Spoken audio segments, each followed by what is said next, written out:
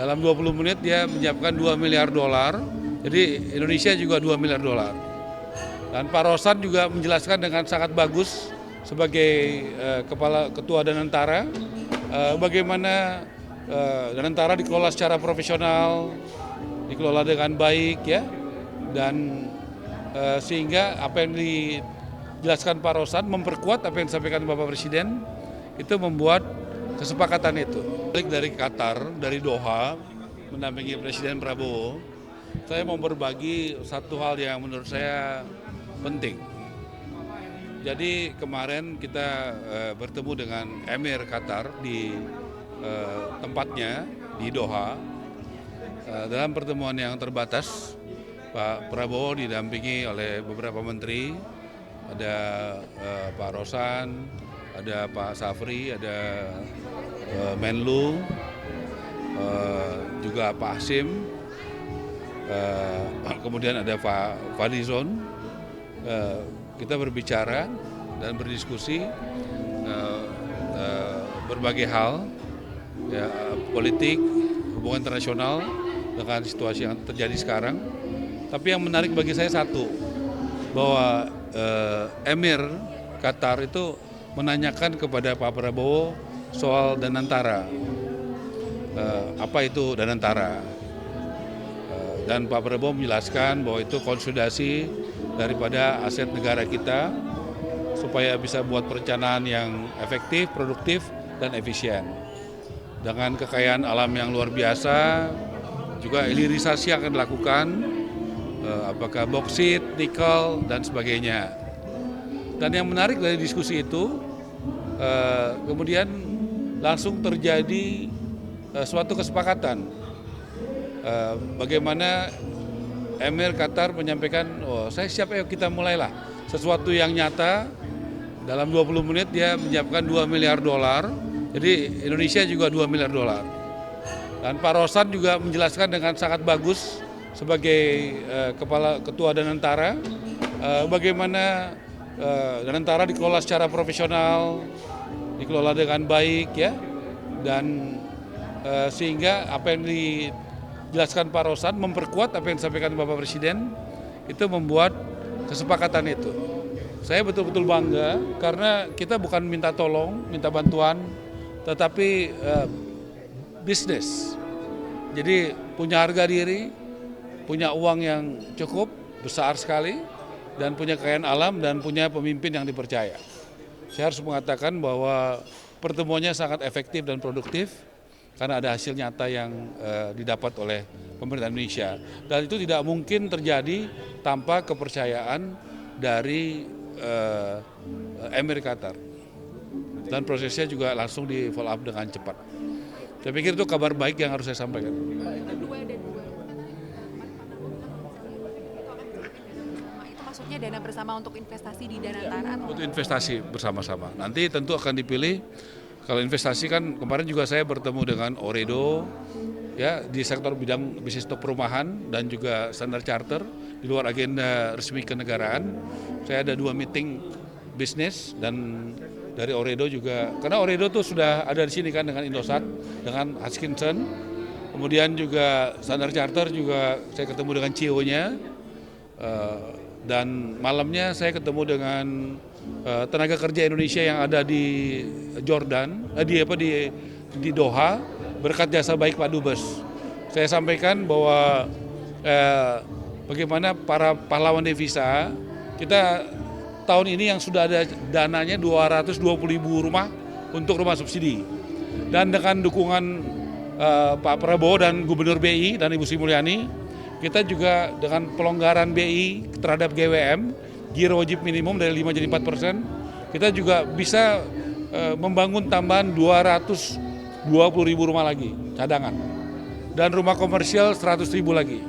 Nanti mungkin hari Kamis atau hari Rabu saya akan ketemu dengan Gubernur Bank Indonesia untuk bagaimana kebijakan fiskal dan moneter itu juga didukung parlemen, didukung Pak Dasko dan juga oleh Pak Misbakun, Ketua Komisi 11, sehingga kita bisa menggunakan power aset dana-dana dari negara secara efektif. Karena Pak Prabowo sudah minta saya melakukan dan kita sudah lakukan kebijakan yang pro rakyat, yaitu PPN itu diberikan Ibu Sri Mulyani gratis, ya PPN 0% di bawah 2 miliar ditanggung pemerintah sampai bulan Juni.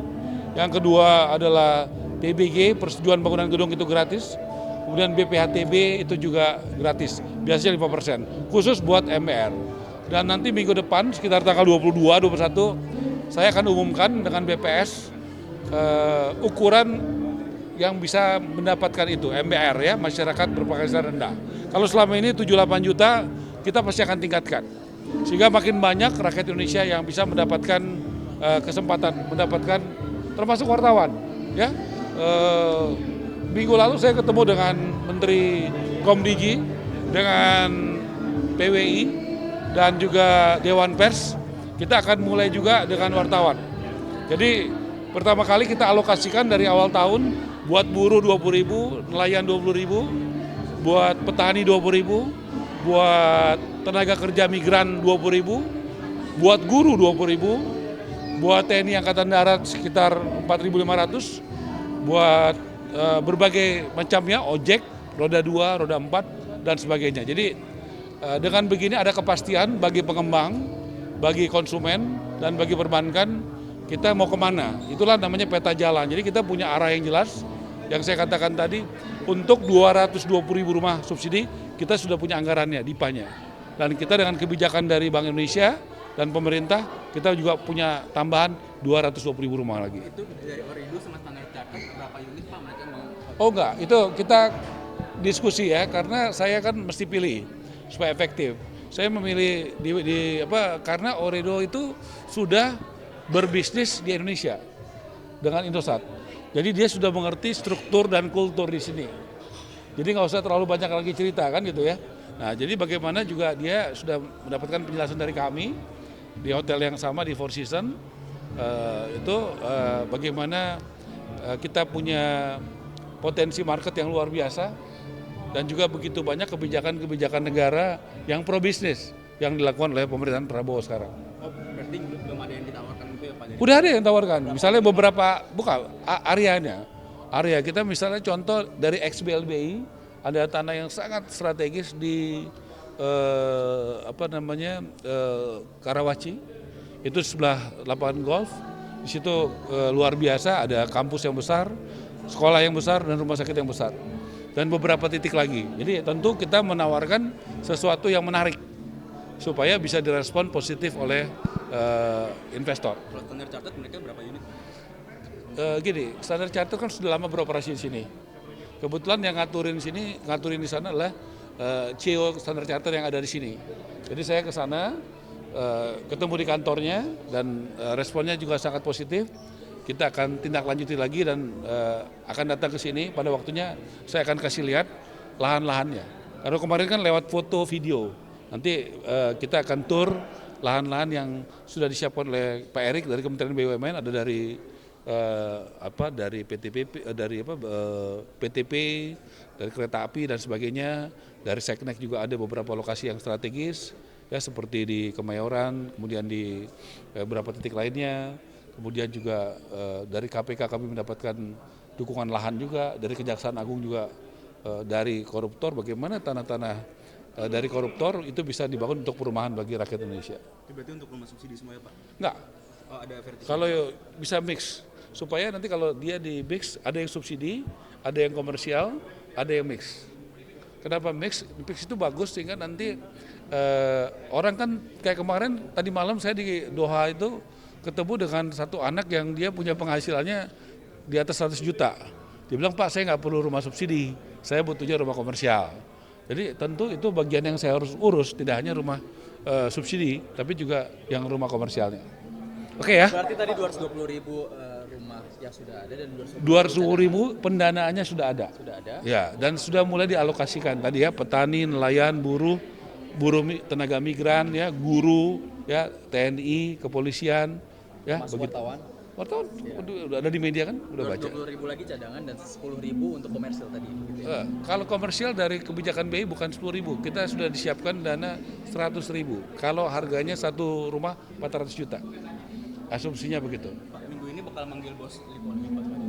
Ya, kita sudah sampaikan karena kemarin kan Pak John Riyadi WA saya, dia lagi di luar negeri, oke saya bilang saya tunda, tapi saya minta Anda datang dan saya sudah laporkan kepada Presiden, Presiden minta hak-hak rakyat harus dibela dan dikembalikan dan kita memang banyak sekali pengaduan di soal perumahan. Karena saya dapat info dari YLKI, Yayasan Lembaga Konsumen Indonesia, dan dari Badan Konsumen Indonesia itu badan negara, kita serius kita membuat 911 benar PKP, ya sehingga aduan-aduan itu bisa ditindaklanjuti.